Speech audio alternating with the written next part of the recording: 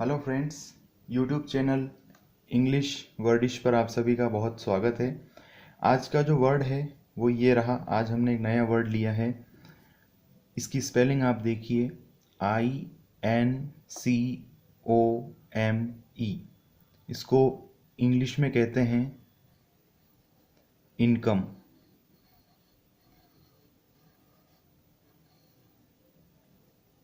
Income क्या कहते हैं इसको इंग्लिश में? इनकम। इसका हिंदी में जो अर्थ होता है वो होता है आय, या फिर हम इसको आमदनी भी कहते हैं। हम किसी से पूछते हैं ना कि आपकी आय कितनी है, आपकी आमदनी कितनी है, आप कितना कमाते हैं, आपकी इनकम क्या है। इसको कहते हैं INCOME, इनकम। इनकम का अर्थ होता है आय या फिर आमदनी।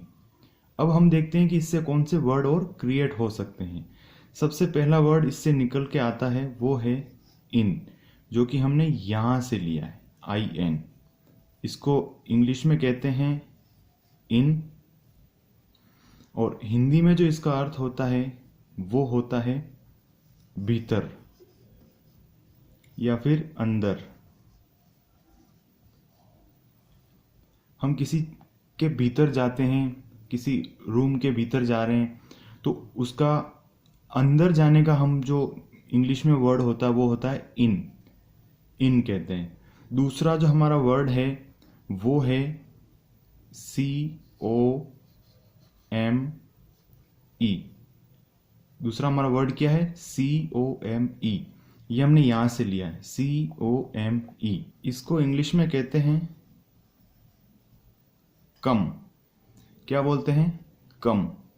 और कम का जो हिंदी में अर्थ होता है वो होता है आना। जब हम आते हैं, किसी को हम कहते हैं कि आप आ सकते हैं, तो कम, प्लीज कम, कृपया आइए, आना, इसको हम कम कहते हैं। तो ये वर्ड आज हमने सीखा। इनकम एक वर्ड लिया था हमने आज का केवल, उसको इंग्लिश में इनकम कहते हैं। उसका हिंदी में अर्थ आय या आमदनी। किसी से हम पूछते हैं कि आपकी आमदनी या आय कितनी, इनकम कितनी, ये वर्ड हो गया। इसी से हमने नया वर्ड निकाला है IN। इन का मतलब होता है भीतर या अंदर आना, कुछ भी अंदर, अंदर आना। कम इन, कम का मतलब होता है आना, ठीक है? इसका मतलब होता है आना। तो ये था आज का वर्ड।